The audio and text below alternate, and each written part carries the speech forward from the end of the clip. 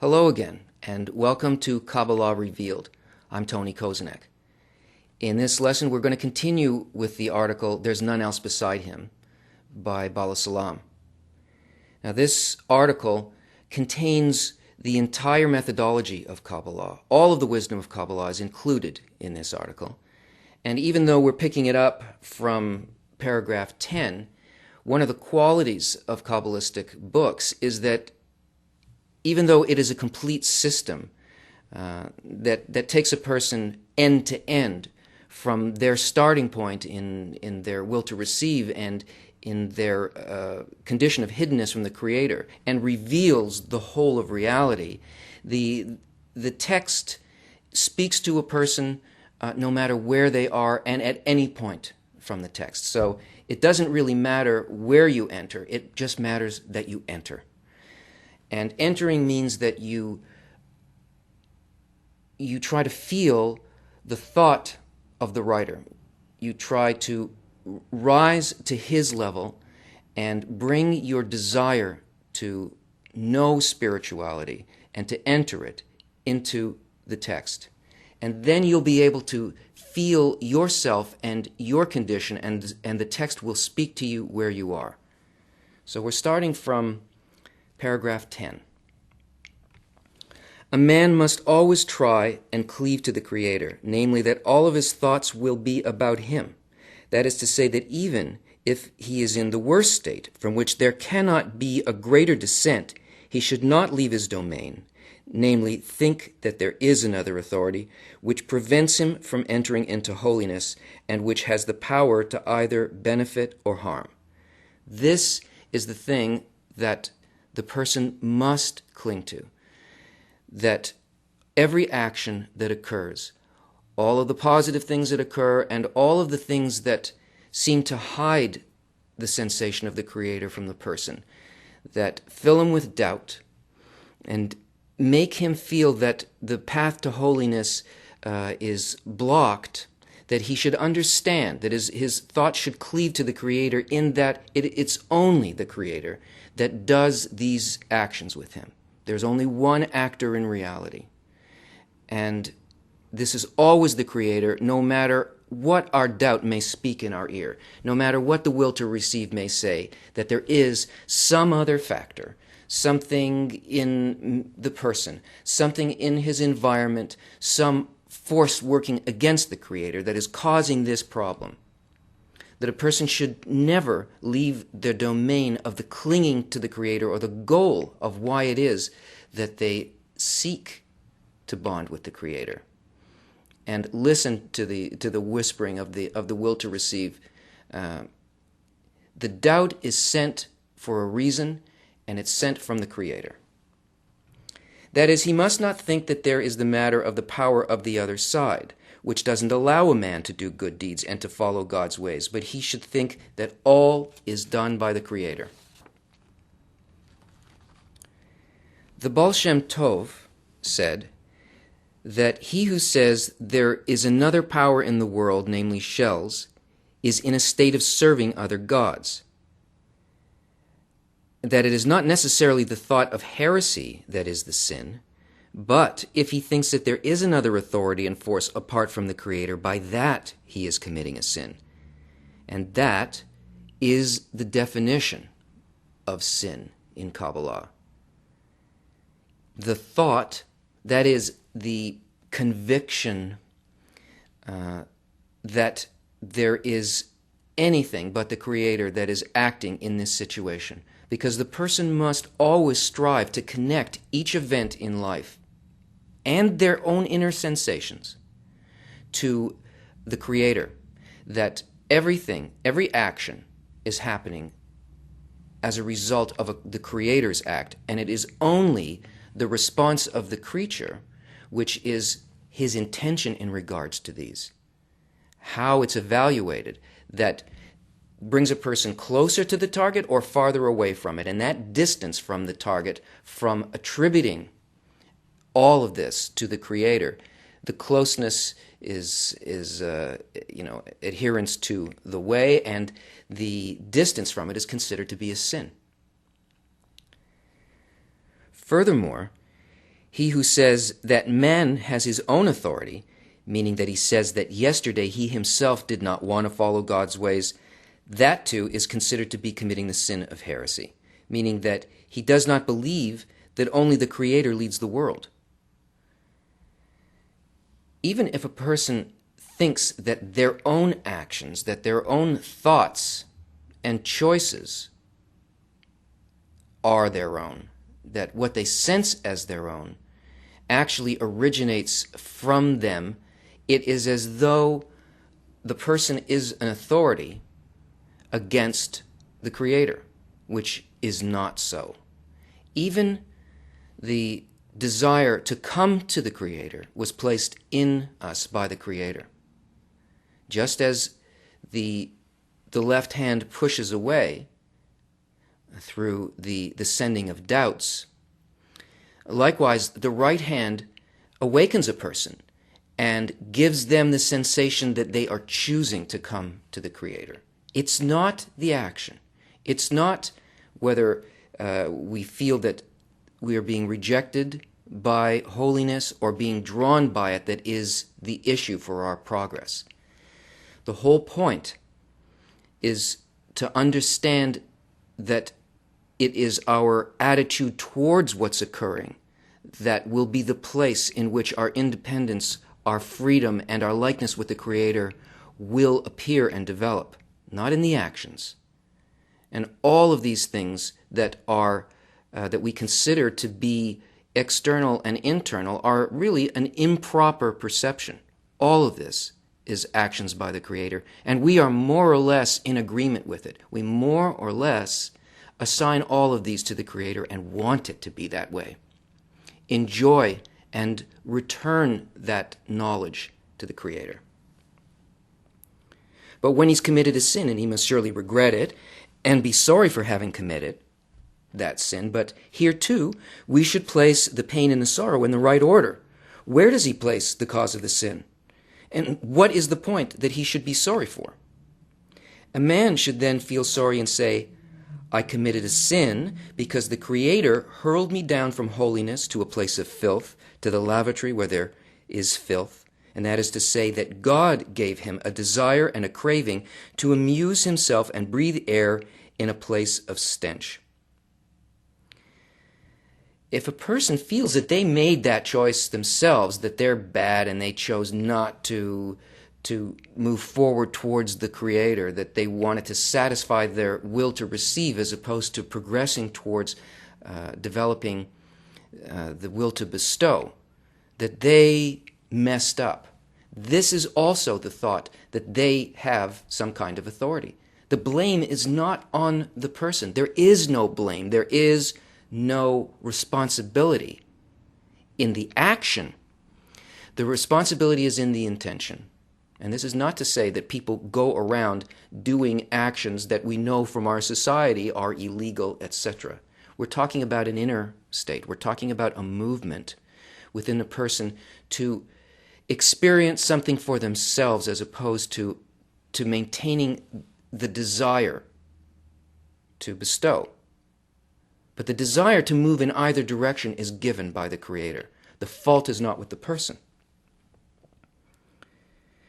And you might say, as it says in the books, that sometimes a man incarnates in the body of a pig, that he receives a desire and a craving to take livelihood from things that he already determined were litter, but now he again wants to revive himself in them. Now remember, all Kabbalistic books are written in language of branches. To reincarnate or to incarnate means to use a particular desire, to identify with a particular need and a particular delight, that is, its filling. And in this case, it is the reason for something. So if a person incarnates in the body of a pig, that is to say, it's a lower state than the state of a human. The desire is a desire for self-fulfillment on the simplest kind of level of self-satisfaction. And the person already knows, because of their goal, that their goal is above the level of animal desires, that it is a human desire, that what a person is attempting to do is to develop a soul, which is the human level of spirituality. And yet, he finds himself taking sustenance from something that he already has determined is not his goal. Still, it's not the man who did this. The Creator hurled me down to a place of filth. We don't need to worry about these states. The only thing that we need to do is to relate them all to the Creator. That's where our ascent is. That's where the path towards spirituality is, not in the externals. And also, when a man feels that he's in a state of ascent and he tastes some good flavor in the work, he must not say, now I'm in a state where I understand that it is worthwhile to worship God. Rather, he should know that now the Lord fancied him. And for that reason, he draws him near, which is the reason why he tastes the good flavor in the work. And he should be careful never to leave the domain of holiness and say that there is another operating force besides the Creator.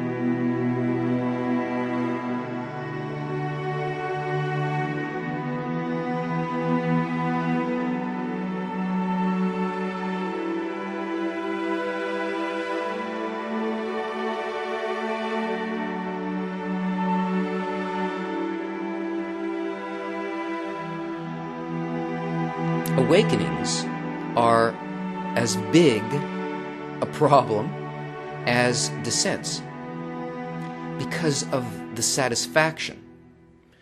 And the problem that can occur within us as we progress, to be satisfied at a certain level and remain still in that satisfaction, and to lose a connection with the Creator and believe that, well, now that I've had some kind of ascent, my intellect is full. Because when a person studies Kabbalah, they become a lot smarter. You begin to see how systems work.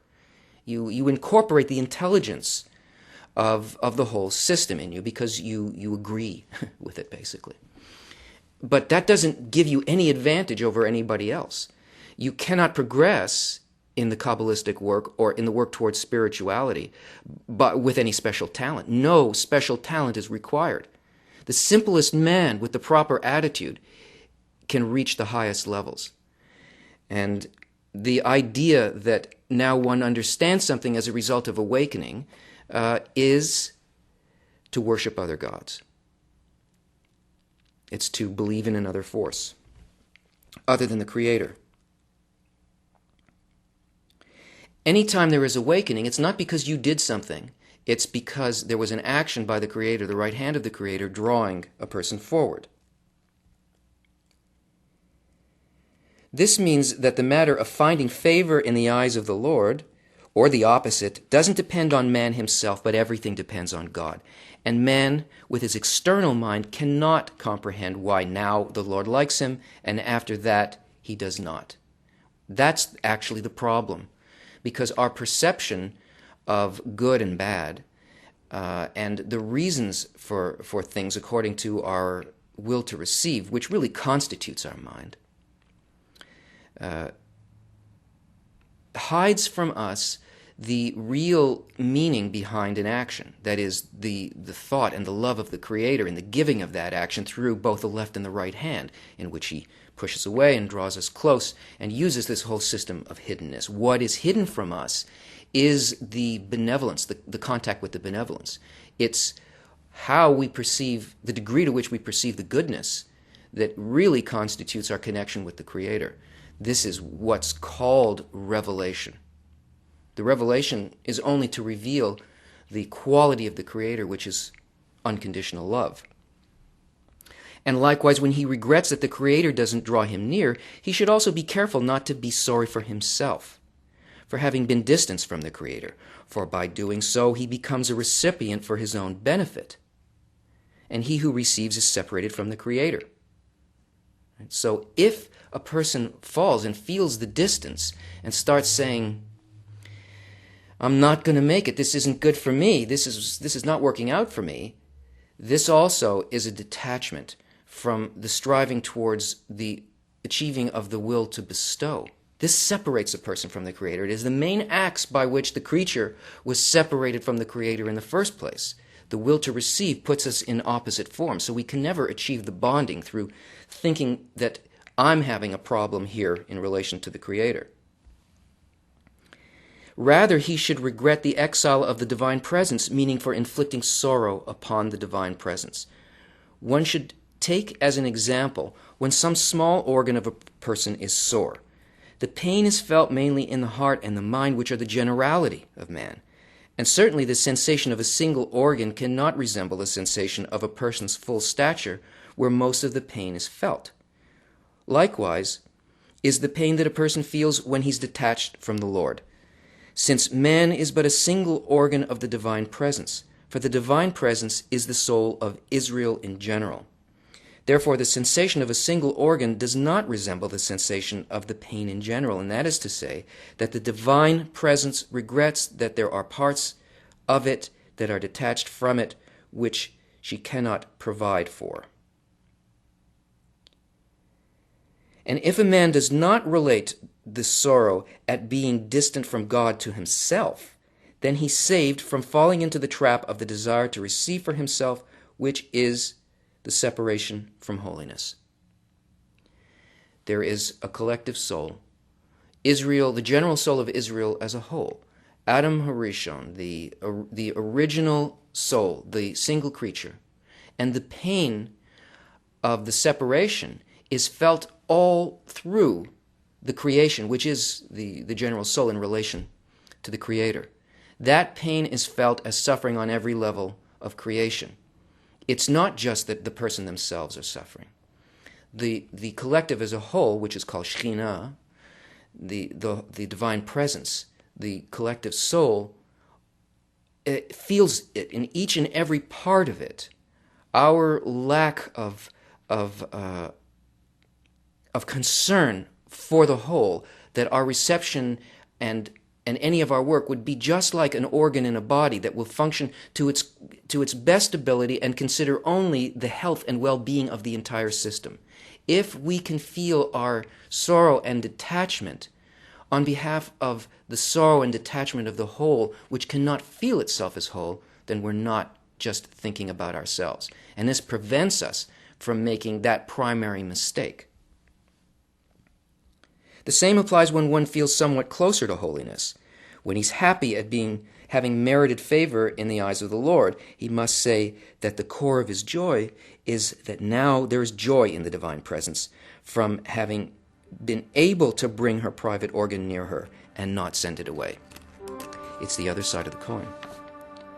And man rejoices at having been endowed with the ability to please the divine presence. So a person's happiness, again, is not for himself, though he will feel the joy, he'll feel the filling, he will feel the closeness. It won't be on behalf of himself. This is what we need to strive for. This is what Lishma is. This is what doing Torah and mitzvot, Lishman, for her name, which is not for myself. That is the goal, and that is what this enables us to do. My joy will be in the fulfilling of life as a whole, that it can be connected, reconnected, and then one is doing an action towards all of humanity and all of spirituality and all of creation. And every action is on behalf of the whole. This is the goal, and therefore you have exactly the same attitude towards it as the Creator does, and this is a greater similarity of form, and this is a higher level of bonding. Although the will to receive is necessary, since that constitutes a person, since everything which exists in a person, apart from the desire to receive, is attributed to the Creator. We are the will to receive. We can't escape it. It's how we use the will to receive. It says that constitutes the person. And yet, everything that's not the creature or the will to receive, everything that is not that, is the Creator. It's all attributed to Him. All action, all everything that we feel as outside, those are actions of the Creator, guiding reality to bring us to complete fulfillment of the thought of creation. Nevertheless, the will to receive pleasure should be corrected to a form of bestowal. That is to say that the pleasure and the joy taken by the will to receive should be intended to bring contentment above, because there is pleasure below. For that was the purpose of creation, to benefit His creations. And this is called the joy of the divine presence above. This is the meaning of giving joy to the Creator. This is the meaning of giving joy to the Shekhinah. For this reason, man must seek advice as to how he can cause contentment above. And certainly, if he receives pleasure, contentment will be felt above. And therefore he should long to always be in the king's palace and have the ability to play with the king's treasures. What are the king's treasures? These greater and greater levels of the will to bestow. This greater and greater similarity of form with He who set the entire system in motion. And that will certainly cause contentment above. It follows that his entire longing should be for the sake of the Creator. And that ends the article. And that is the entire system, and in it there is advice as to how a person can deal with their attitude towards everything that occurs in life, and through that gain a perception of the greater reality. The book of Shemati is filled with articles of enormous depth and power, and one can read these articles many, many times, and each time a completely different view and depth will be presented to a person. And we will look at some other articles from this book as we go through this series of lessons. Thanks for joining us, and join us again next time.